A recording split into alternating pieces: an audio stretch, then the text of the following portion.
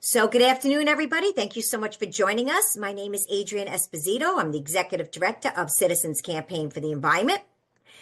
We appreciate your time. We know you're all very busy, particularly this time of year, so we appreciate you logging on.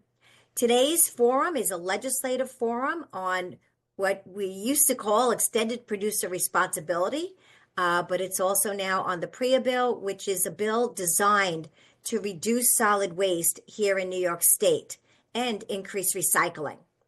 As you all may know, we do have a solid waste management challenge here in the state. And one of the things everybody agrees on is one of the ways to deal with it, best ways, is by reducing the waste itself rather than trying to continue to figure out how to dispose of it. And that's what this bill is crafted to do, incentivize and help us reduce solid waste. You probably know this, but we've been working on this bill for 5 years. That's right, 5 years. So we would like this year to be the year that we get it through the Senate and the Assembly and we get it signed into law. Look, we know it's a complicated process. We know that this is a complicated bill. It's not really cut and dry. And that's why we're having this forum to better inform you and give you an opportunity to ask questions. As we'll go through in a very quick PowerPoint, the bill has changed over the years. We've been listening to stakeholder feedback. Our sponsors have been extremely good about listening and making some changes and some shifts based on feedback from industry, from stakeholders, and from other legislators as well, which we really appreciate their nimbleness and their ability to really work through some of the great challenges associated with this program. But we've assembled for you a team of experts who can answer those questions, and we're very excited about that. I'm going to just mention to you that since it's a legislative forum at the end for the questions and answers, if you raise your hand, I can just call on you, unmute yourself and ask. If you prefer not to be called on, you just want to put your question in the chat, please do that as well, and we will read those questions out loud and get you an answer. Either way is fine, whatever works better for you. So again, thank you for coming, and I'm going to turn it over to my wonderful co-host, Julie Tai, Executive Director of the New York League of Conservation Voters. Julie? Thank you, Adrienne, and we appreciate you all being here, and I really want to especially thank Senator Harcum and Assemblywoman Glick for championing this issue. Adrienne touched on it. We have a solid waste crisis here in New York. We produce over 8 million tons of waste annually. Half of that comes from us as residents, from our homes. Half of that comes from businesses. In 2022, waste accounted for about 12% of statewide greenhouse gas emissions. Well, a bunch of that comes from landfills, but this is because we're taking waste and we're putting it into those landfills. So we have a real problem. While waste is down from 1990 levels as a percentage, we know that we have a lot to do in order to reach our goals for the CLCPA of getting to an 85% emissions reduction. We want to make sure that we're not, sending more pollution into our air, our land, and our waterways when we send waste into landfills and incinerators. And we know that we have an opportunity to take action on this. We know right now a lot of waste is transported to upstate and to other states. So you're burdening communities with their environmental consequences when we're not taking action to reduce the amount of waste that we're generating in the first place, which of course is the first part of the triangle, which is reduce.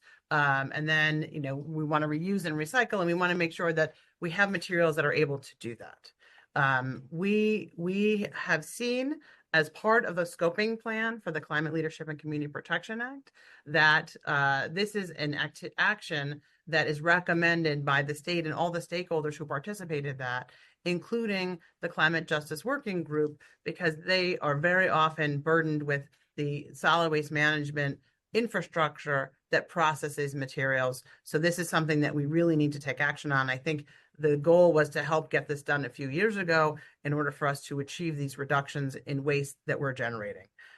I also know, like Adrienne has mentioned, we've done other bills like this extended producer responsibility is really a program that transitions who's responsible for the waste, because right now it's our municipalities, and it shifts us to producers and manufacturers and helps incentivize them to reduce the amount of waste they're generating in the first place. We've done this very successfully. We did this with paint. We've done this with batteries. We've done this with electronics. That was a huge deal when we did that. And it was also complicated. And it also took many years to get done, but we got it done. And so we know that the legislature can come together to make that happen. So I'm really glad that you're all here today to join us to learn more about the legislation, and that you care enough to spend time here and focus on this issue. So with that, I think I'm turning it over to Senator Harcum. I Julie, just want to say, though, Senator, before you go, we're delighted to have both sponsors here with us today. The fabulous Senator Pete Harcum and the terrific Assemblywoman Deborah Glick. We're very delighted that you're here.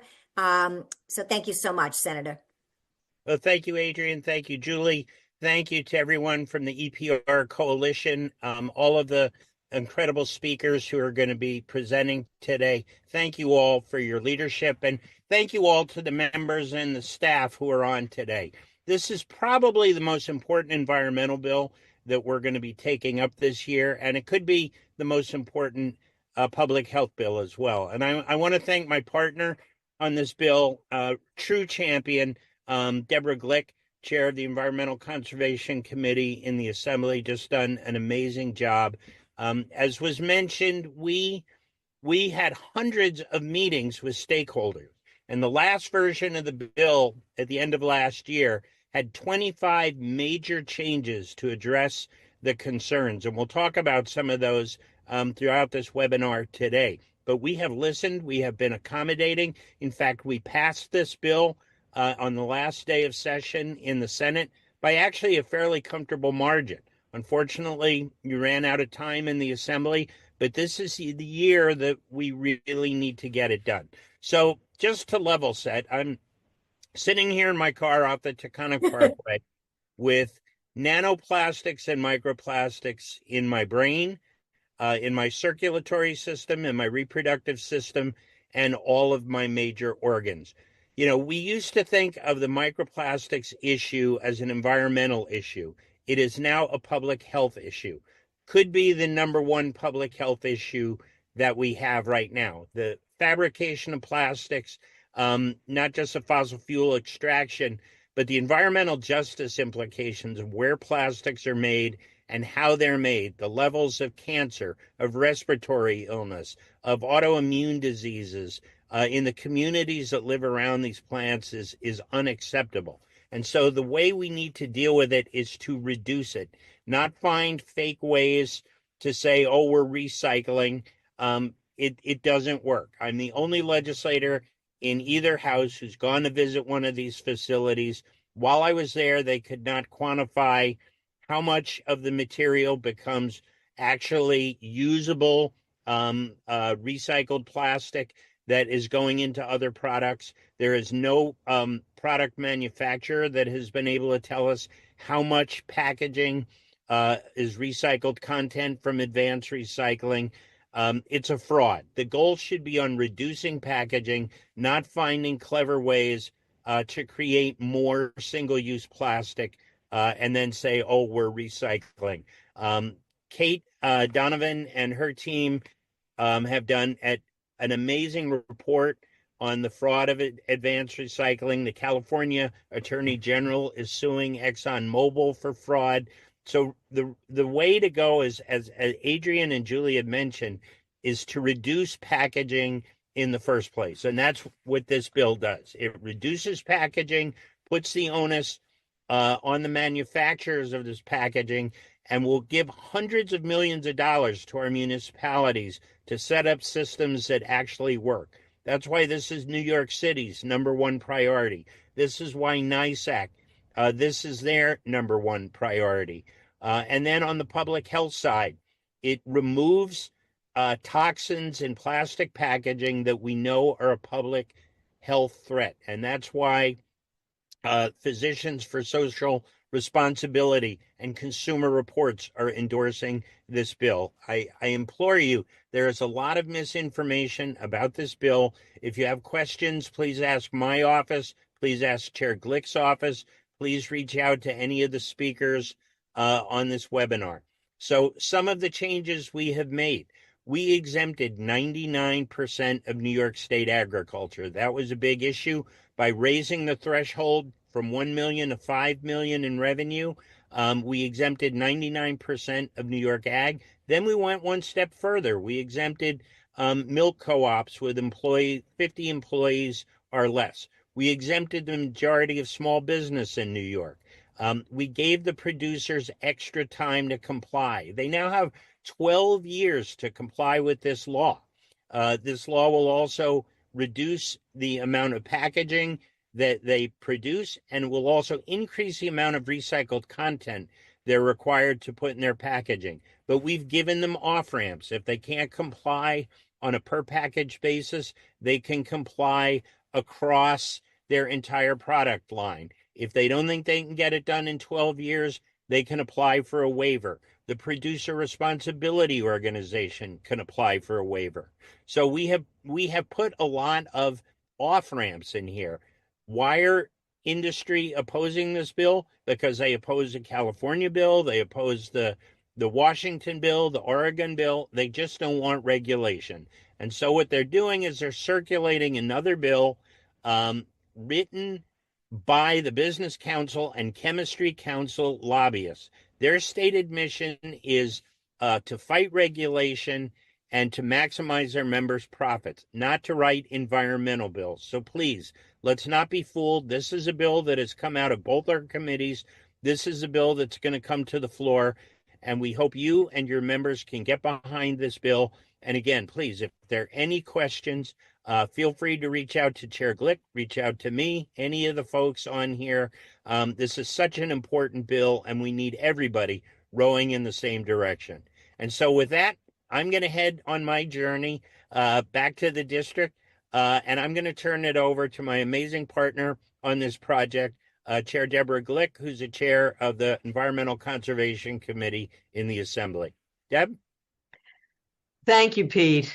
Safe travels. Let me join Senator Harcum, who is a dream to work with, in thanking Adrian and Kate and Julie and Judith and everybody who's been working on this so diligently.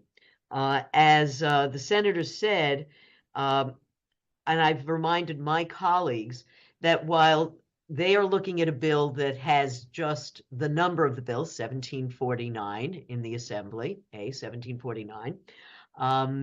Did you all get that? A 1749.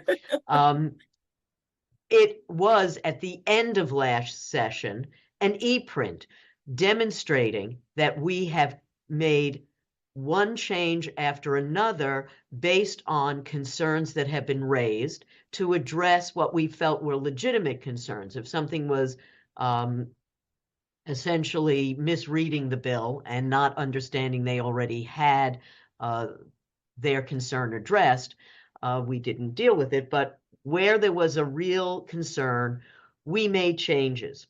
And so what we have been doing in my office has been to try to raise consciousness among my colleagues. The Senate, as well as the Assembly, has seen a great deal of turnover in the last two cycles. So we have a lot of new members, and they are, especially this year, we have, I think in the Assembly, 17 new people, and they're overwhelmed. And the bill is not a two-page bill. So we have tried to do things to raise their awareness of the problems that exist by putting out articles that are intended to get their attention and raise their awareness of the serious problems that plastic pollution in particular is providing to our communities, detailing the solid waste issues.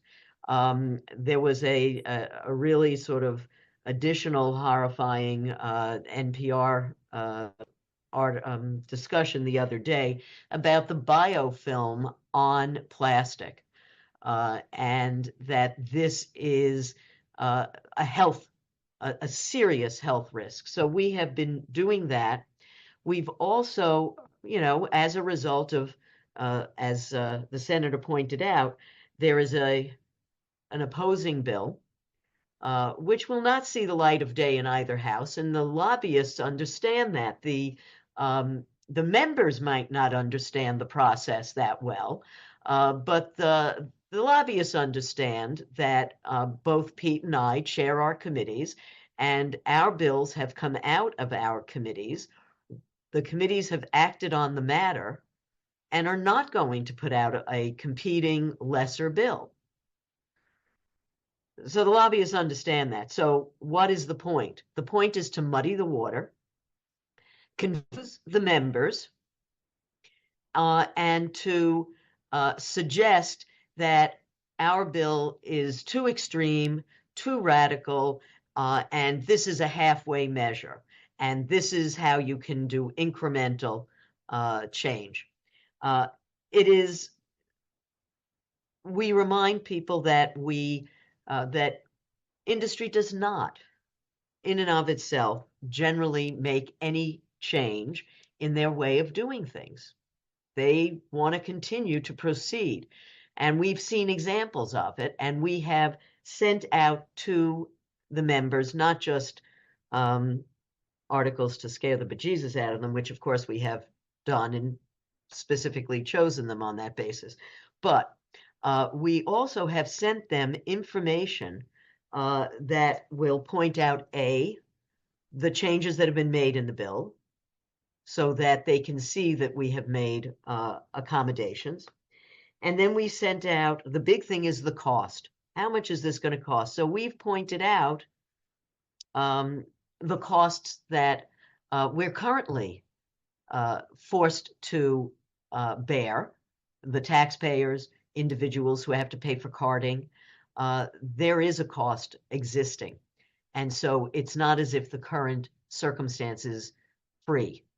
But we also point out that regulation is necessary and has always been necessary. And we point out, I think, that just as the tobacco industry, when they knew the problems that existed, what did they do? They hid them.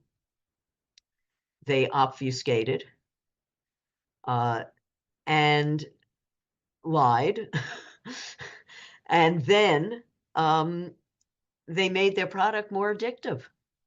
So we're trying to point out to the members that regulation is required because we're not going to get voluntary compliance because they have had years. What we have pointed out is that there are startups that are making changes, that are recognizing that there is a point to the market, younger people in particular, but even folks of an older generation don't want to see toxic plastic materials in their food. They don't want to take something home that could come in a glass container. They don't want the packaging to come in plastic if it can come in cardboard. And people want to see that change. And the marketplace is responding to that. The most recent example is Arm & Hammer, because of Earthbreeze and Hello Sunday and other companies that have produced detergent in a biodegradable paper that gets delivered to you in a recyclable cardboard envelope that has recycled content. You can buy that rather than a huge plastic jug that is not recyclable. And neither part of it is. The cap is not recyclable, even if the body is. Many of the bodies aren't either. But you're carrying a very heavy product that you then have to worry about how you get rid of. And there are only so many upcycling things you can do with those damn things. So we're raising consciousness, but we also need the grassroots to continue to raise the concerns. Obviously, there are thousands of chemicals, most of which we are not clear on their efficacy or safety. And we're only eliminating 17 of them. 17 of the most pernicious, most poisonous chemicals. One of my colleagues is like, well, have they been banned anywhere else? Yes, most of those have been banned in other places, and many of these companies are selling their products in those locations. And I don't know why anybody is anxious to have lead, mercury, or cadmium in the plastic that's their food is wrapped in, but we think that the majority of people would rather not expose, if not themselves, their children. So the task before us is both raising people's comfort level with our bill and also making certain that they are not fooled into thinking that the industry-produced bill is anything other than an industry fig leaf intended to prevent. They don't even want their bill passed, frankly. They don't want any bill passed, and they're using it as a smokescreen, pretending that they actually care when in fact they don't. So I'm grateful for the partnership we have with everybody who's been on this, Paul, who has been working on this for so long, and the folks who will be able to answer any questions. But I do want to say that it's a complicated year. We still don't have a budget. The clock is ticking. And what has happened last year, we ran out of time because the late budget reduced the legislative timeframes. And we have to be certain that as soon as the budget is passed, that we are in a position to push forward on this bill. My bill has gone to the Codes Committee. Today, we requested directly of the Codes Committee chair, who is sympathetic and anxious to put this on an agenda, though we don't know when the Codes Committee will actually be meeting on something that's not budget related. And we've shared that request with the Speaker and his close counsel, with the points that this is not a new bill. So thank you, thank you, thank you. And all of the work that you've been doing, hooray, but we have a lot more to do. Yes, thank you. Thank you very much. Okay, we're going to do very quickly. When I say we, I don't mean me. I'm going to introduce Brian Smith, the Associate Executive Director with Citizens Campaign for the Environment, is going to do a quick PowerPoint for you just to tell you what those changes have been, because we got a lot of questions from members, both in Senate and Assembly, about the changes and what are some of the key provisions associated with the legislation this year. Brian? Yeah, thank you so much. I'm going to talk a little bit about what's actually in the bill, what's it going to accomplish. And, quite frankly, as we heard from the senator, we've seen the memos of opposition. We've seen the letters of opposition that include a number of misleading information and falsehoods about what's actually in the bill. So we think it's really important to set the record straight on the key provisions. And even within those key provisions, what are some nuances that are often overlooked that really help industry to comply, to provide more flexibility, that really should be highlighted. So I'll get right to it. And we've talked a lot about this one right off. A lot of speakers have spoken about the waste reduction component of the bill. It's extremely important, top of the list. Everybody agrees that the cheapest, the most environmentally friendly, the easiest to manage packaging is the packaging that we don't create in the first place. So that's what the bill does, reduces packaging 30% in 12 years. It doesn't do it overnight. It does it incrementally, as we see listed here. It also applies to not just primary packaging, but your secondary and tertiary packaging.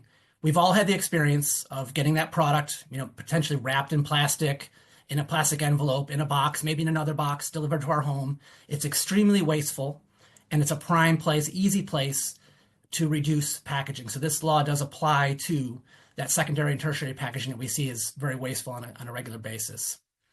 And lastly, and great credit to the sponsors on the Zoom today for making this particular change. The waste reduction requirements apply on a company-wide basis. We heard a lot from producers that they have perhaps a package with a specific material they feel like they're going to have an impossible time to reduce. So to address that, the bill was changed to go company-wide, so it's their entire product line. So instead of focusing on that specific material, they can focus on reducing materials and packaging that are much more low-hanging fruit, easier to reduce. So a great benefit to industry there. The bill increases recycling and reuse. And this is critical for New York State because we have a pretty abysmal recycling rate, less than 20% currently. This will bring us up on par with the other countries that have had and provinces that have had EPR on the books for some time. We'll incrementally move our way up to 75% recycling and reuse by 2052. And even with this, within this provision, there is flexibility. The department can make adjustments within a certain range when they see the needs assessment. If certain environmental or economic conditions change, there's an opportunity to make adjustments down the line.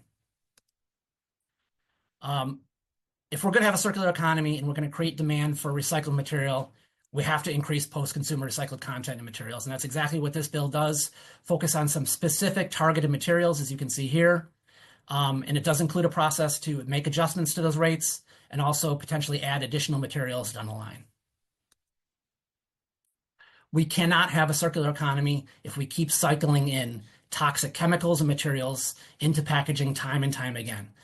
That's why this bill bans the most toxic chemicals and materials in packaging. I'm going to let my colleague from NRDC talk a little bit more about the importance of this. I'll just add that it does also create a process to add additional chemicals to the list. 10 years ago, we didn't know as much as we know about PFAS and its dangers. 10 years down the line, there may be a chemical, our science and understanding improve. We may need to ban that as well. This provides a thoughtful process to add additional chemicals and protect public health. Importantly, the bill rejects false solutions. The Senator referred to this. The definition of recycling does not include what's so-called advanced or chemical recycling, which we know is ineffective. It pollutes our environment, and it is almost exclusively located in disadvantaged communities. Now, the bill doesn't prohibit these processes. It simply does not allow companies to count it as recycling under the law. And while the legislation has some strong requirements for targets and timeframes, it also has strong financial incentives to help producers make that shift to sustainable packaging. There's a term used in the legislation, you may not have heard of it before, it's called eco-modulation. Basically what it means is that producers make that shift to recyclable, non-toxic, reusable, reduced packaging. They will actually pay less in fees into the program. So they will save money by doing the right thing. They'll also save money by reducing packaging, which is an important thing. They've fought back against the concept that reduced packaging will save them money, but we've seen with the tariffs that companies are coming out now and saying that their first strategy to save money is going to be looking at their packaging, how they can reduce that, because that's a major money saver. But I digress. This savings is through the fee system in the legislation. That will help drive innovation and sustainable packaging. And also referenced earlier, there's a number of exemptions that have been included or enhanced through different iterations of the law. Right now, small businesses are exempt. If you generate less than $5 million in gross sales a year and generate less than 2 tons of packaging, you're exempt. This is not targeting the small mom and pop producers. This is targeting the large corporations that are causing our solid waste problems. The agricultural dairy cooperative exemption that the Senator mentioned also, when you combine that with the small business, we're getting 99% of ag. There's also a number of exemptions for packaging for a number of products that, for whatever reason, whether it be health and safety or state or federal law, would make it difficult to comply, those products are exempt, and I won't read them all. Those are the list there. And for those companies that do have to, the producers that do have to comply, there are waivers and incentives to help them. A number of these have been added, again, in different iterations of the law that are in the existing legislation. Top of the list is the look-back period. If you're a company that for the last 10 years, you've been working to do the right thing, you've been making voluntary efforts to reduce your packaging, that should count, and it does in this legislation. You can get a waiver for what you've done in the past 10 years, not just for what you did before the law was enacted, but if you're keeping at it for the first 2 years after enactment, when we're developing the regulations, that can count towards your packaging reduction goals as well. There's a compliance with federal law waiver. We heard a lot of concern from a number of producers that said if they had to reduce their packaging or change the material to make it recyclable, they would then be out of compliance with, say, federal food safety law. The legislation is very clear. If meeting those requirements for packaging reduction or recyclability puts you in conflict with federal law, you can get a waiver. There's also a waiver if you are using reusable or refillable packaging. You can then be exempt. You can then get a waiver from the the packaging reduction requirements. And lastly, another big carrot in the bill is it enables producers to qualify for tax credits and other business incentives that can help them make investments in the infrastructure needed to actually comply with the law. So a good financial support to help companies move in the right direction and make more sustainable packaging.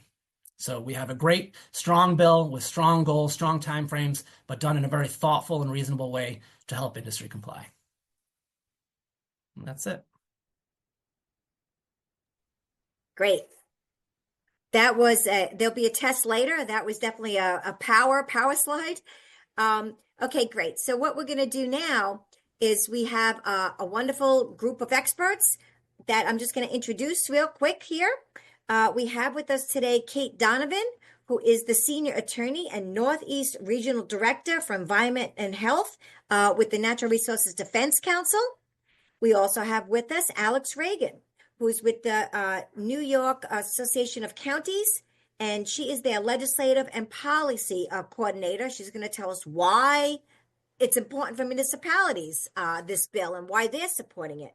And we also have with us a national expert on EPR programs across our nation, because one thing we didn't mention to you is, though, we're not asking New York to be the first to implement this bill. We're just asking them not to be the last. So other states have already passed the bill. This kind of program has been enacted in Europe, starting in 1991 in Germany and also in Canada. So Dylan Thomas is here. He's the Recycling Partnership. He's Vice President of Public Policy and Government Affairs. So we're just going to start out with Kate Donovan. Thanks, Adrian. And hi, everyone. Thanks for having me. Like many of you, I've actually been working on this bill for 5 years, even in my previous role at Environmental Advocates. And, I think some of what you wanted me to touch on today is like why strong waste reduction is needed, why the toxics requirements are, so needed, and why, not greenlighting chemical recycling as a technology to count towards recycling is so important. And, the assembly member and the senator did such a great job of like setting the stage of like why this is so important. There are so many environmental reasons as to why this bill really meets this urgent moment in time, right? And I think that's what makes this bill different in terms of the other EPR bills that have been passed in other states, is that it recognizes the urgency that we have right now in terms of solving the solid waste crisis and the plastic pollution crisis. I won't go, we all know about it, but we've all heard the statistics about more plastic in the ocean than fish by 2020 or by 2050, or tripling the production of plastics by 2060.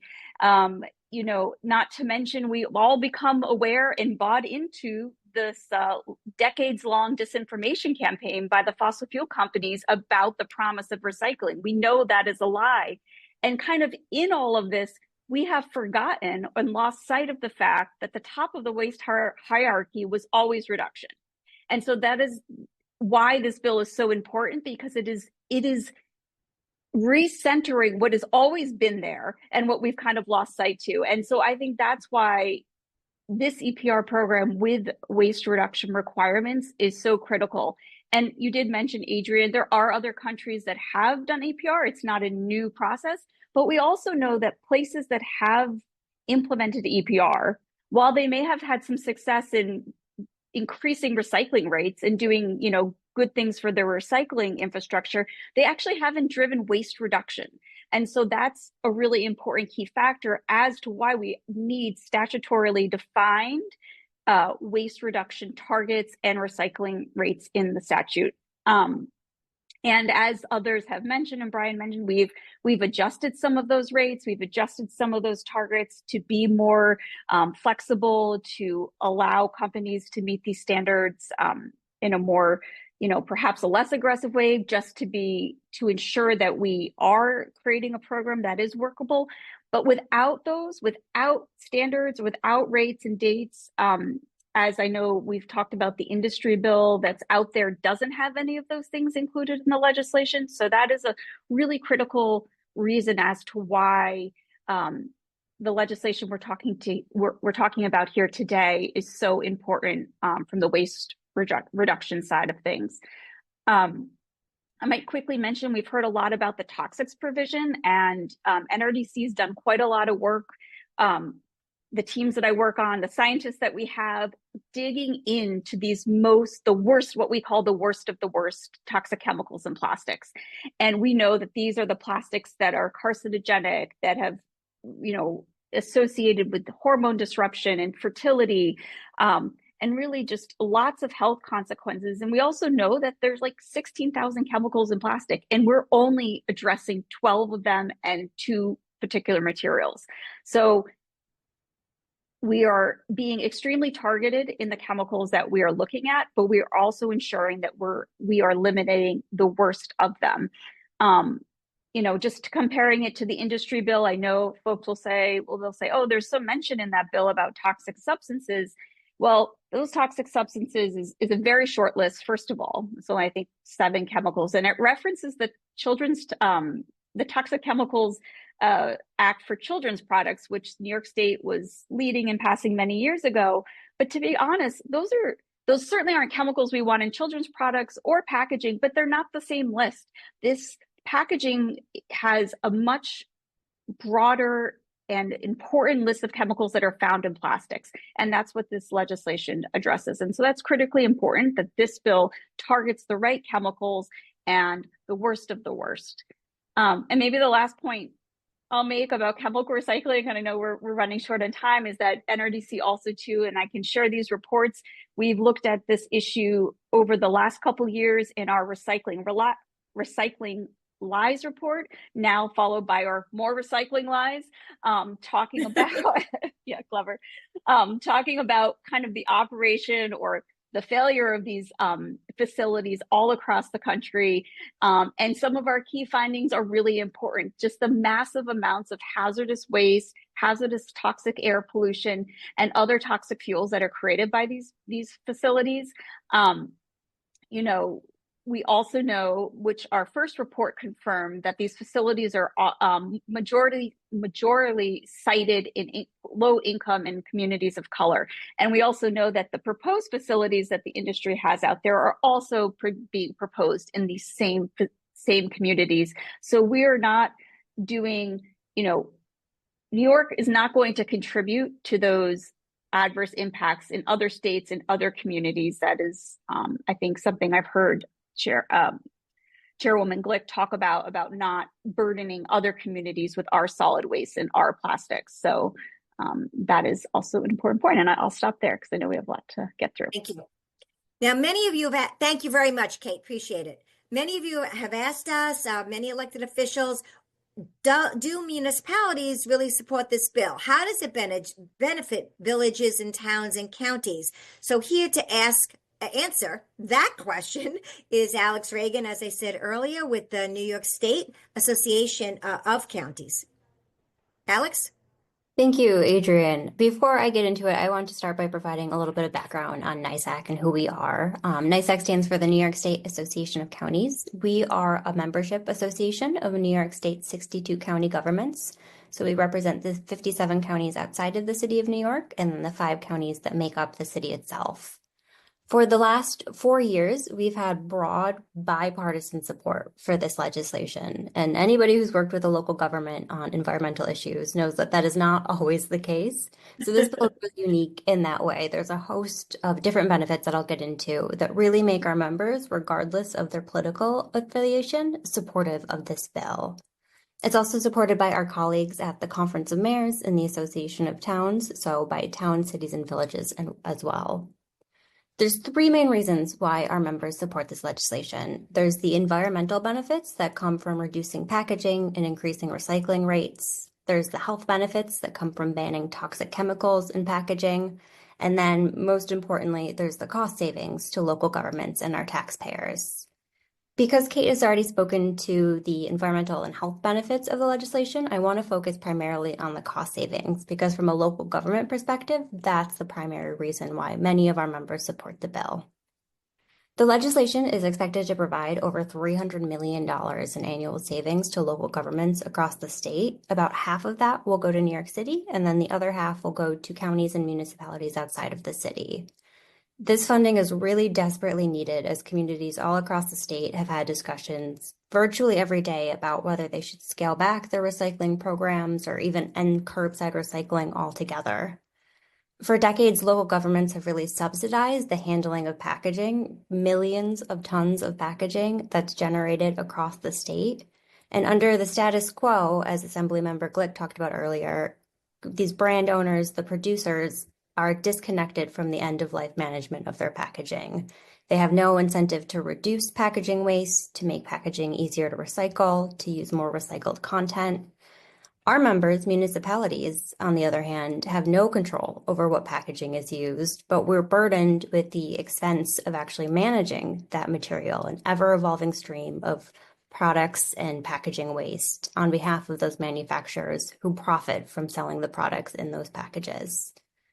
So what this legislation does is it modernizes our state's recycling system, shifting the responsibility for the recovery of materials in the curbside collection programs from local governments and your taxpayers to the producers and the brand owners who profit from selling these goods. Under this system, producers will reimburse local governments for all of our costs associated with managing packaging. So that's collection, transportation, recycling, and disposal. All of those costs are really important, and we appreciate the sponsors of this legislation, including each of those in the bill. And we get 100% reimbursement for all of those costs, which is a difference from the other bill that was discussed. Producers under this bill will also support the modernization of our recycling infrastructure, and they'll support the education of residents on how to actually recycle right, which will help to increase our state's recycling rates, which, as discussed earlier, are stagnant and embarrassingly low at the time. Lastly, the bill will incentivize producers to both reduce the amount of packaging they use and create packaging that's more recyclable. This is not only important because it will save producers and local governments costs, but it's also going to help conserve our state's landfill space, which is really rapidly dwindling and a huge issue for local governments right now. Any legislation that diverts waste from landfills by increasing recycling or reducing the amount of materials that are put out into the environment is really important as we are really rapidly approaching a landfill crisis in New York. So we've already got successful EPR programs that NYSAC has supported for paint, e-waste, batteries, and other materials. And it's high time that we do the same for packaging. And that's why we're urging you to enact this legislation this year to provide local governments the relief they need as soon as possible. Thank you so much. So if any of you had questions about whether local government supports this bill, the answer is yes, enthusiastically. And last but not least, I'd like to hear from Dylan Thomas, who's representing the Recycling Partnership. And Dylan, the burning question that we get when we go to meet with our many assembly members and senators is, will this raise the cost of groceries? As we said earlier, the industry bill and the industry is circulating memos with all sorts of numbers Where they got those numbers is a mystery to all of us because they claim there's a cost associated, but there are real world experiences that you have studied and researched and have a report on. So what do you think about that? Well, it's pardon my language, it's BS, but we'll dive into it. Oh, so sorry. And I'm Dylan De Thomas. Dylan Thomas is a famous Welsh poet who is no longer with us, but Dylan De Thomas is the guy in front of you. I work for the Recycling Partnership. We're a national nonprofit, a 501c3, dedicated to improving and expanding the recycling system around the country. We do that primarily through giving grants to communities to be able to buy recycling infrastructure like carts and trucks. But my job is to pass recycling collection policy because that's the way you are able to make real scaled changes through laws. And how do we do that? We do that in recycling through EPR laws. They've been around, as Adrian said earlier, since 1990 in Germany. They're throughout Europe and across Canada. And we have passed, in fact, this week we passed our 6th EPR law for paper products and packaging in Maryland earlier this week. We expect the governor to sign that soon. And myself, as an employee of the Recycling Partnership, have been a part. We've supported all of them, but we've been a part of both negotiating and crafting and passing 3 of those EPR laws: Oregon, California as SB 54 law, as well as Minnesota's law, which passed last year. And we've supported all of them. So I'm happy to dig into the details and talk about it. And we're also part of implementing those laws. I sit on the advisory council of my home state of Oregon as that law is being implemented. But I'm here to talk about consumer costs and the wild numbers that are regularly cited about the millions or billions of dollars that this is going to cost consumers at grocery store shelves. And I don't want to bury the lead and instead just kind of really lean in, is that that consumer costs for compliance with EPR are not increased, simply put. Compliance costs are like any other compliance cost that businesses have to pay. They have clean air laws that they have to put a smokestack on their factory. That is a piece of infrastructure that is integrated into the cost of their goods or products, and that is also true of EPR fees. EPR fees are very, very small per package. Oftentimes, and most of the time, fractions of a penny per package that is just integrated into the cost of goods. We have a couple of studies, which I'll share links to in the chat here in a moment, that really show that even in a worst case scenario, we do not see a strong impact, and in fact, we typically see no impact of the costs of recycling, and that's from an economic study done at Columbia University. And in addition, there was another consultancy called RRS did a comparison of the cost of goods in Canadian provinces with EPR and without EPR, and for the same products from the same stores, and the costs are not variable at all, because that's not how brands set prices. They are in competition with each other, and they do not pass on every cost that comes to them. They pass on costs that are exponential in nature, so costs that, say, would come from the increased cost of fuel or labor or from tariffs. Those are things that would potentially be passed on to consumers, because those are much more than a fraction of a penny per package or per product that is sold into the marketplace. I also wanted to address California's SB 54 law, which has recently made the news. There have been rumors or talks that SB 54 as a law is being rolled back. They had a bit of a hiccup in having the regulations be finalized, but it is a law, and as a part of the governor's messaging that he was not finalizing the regulations and instead is going to extend that process, that the goals, the rates, and the timelines that are embedded in that law that include both very high recycling rates, but also source reduction rates, similar to what you have in the PREA bill, that those will still be on track and still be integrated. His message did talk about, and he didn't want the regs finalized because there could be a potential cost to consumers, but they did not clarify what those were. And really, we think it is more about internal California politics than the reality that we see, which is that consumer costs are not impacted by EPR fees. I am deeply appreciative to be on this call, and also will make myself available to answer any questions you might have about consumer costs. And I will throw the consumer cost study information in the chat now, as well as be a part of the follow-up email from CCE. Thank you. Great, thank you. And some of you asked about the PowerPoint. Yes, we will be making it available. We will email it to the participants in this discussion. And as always, if you have questions, reach out. We will get you an expert answer on your question. But who has a question right now? We still have 8 minutes left. I see the presenters were so great that you didn't put any questions in the chat. But if anybody has a question, feel free to just unmute yourself and go ahead and ask. I think we can be a little, less formal. I have a question. Yes. I was curious what developments we're seeing in the market and perhaps what we're doing to incentivize reusable packaging,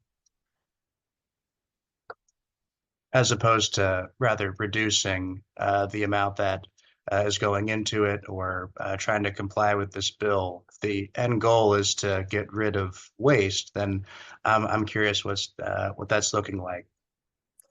Well, one thing I'll say, and then I'll turn it over to others. Reusable is a significant part of this bill. The bill incentivizes not only reducing waste, but the more recyclable the materials are, the less the company has to pay into the fund. So one of the greatest challenges I think the public has is recycling plastics. Right? New York has the system, and I don't know about other states, but I'll just talk about New York. It's 1, 2, 3, 4, 5, 6, 7. And I do a lot of public outreach, community meetings and presentations and whatnot. And people, they turn the plastic bottle over or whatever it is, container, and they're looking for a 1, 2, 3. They can't see it because it's so small. And when you can see it, you need to know what your particular municipality recycles. So I live on Long Island. Some of them recycle 1 through 7. Some recycle 1 through 5. Some only do 1 and 2. Some do 1, 2, and 5. And so you have to, and then sometimes it changes from year to year depending on the markets. So a lot of times, unfortunately, I hear some kind of rhetoric where people are blaming the public for not recycling enough and not reusing enough, when really the system is more complicated than you would think. The DEC has a term called wish recycling. People put everything in the recycling bucket because they wish it was recycling. I don't think they wish it was recycled. I just think they don't know if it's recyclable or not because our system has gotten so chaotic. So to answer your question, part of what we want this bill to do and believe it will do is kind of unify and streamline any kind of plastics that are used, in addition to reducing them, but when they are used, to use the more recyclable ones so that they can be collected and not be tainting this recycling stream because someone's putting in the wrong number. Yeah, so anybody else? Just to tag on, and Adrian, you mentioned that reusable packaging is incentivized through eco-modulation, but also the recycling requirement includes its recycling and reuse. So it's 75% by 2052 recycled, with a minimum of that being 20% minimum reused. So there are some strong incentives and requirements for reuse. And if I may add to it, the law in California, SB 54, which also mandates reusability of a certain percentage of the packaging that's putting on the marketplace, is also, I think, going to be a bulwark on the other coast to make sure that more and more consumer packaged goods companies move to reusable packaging in the future. Great, thank you. Other questions? Just unmute yourself and speak right up.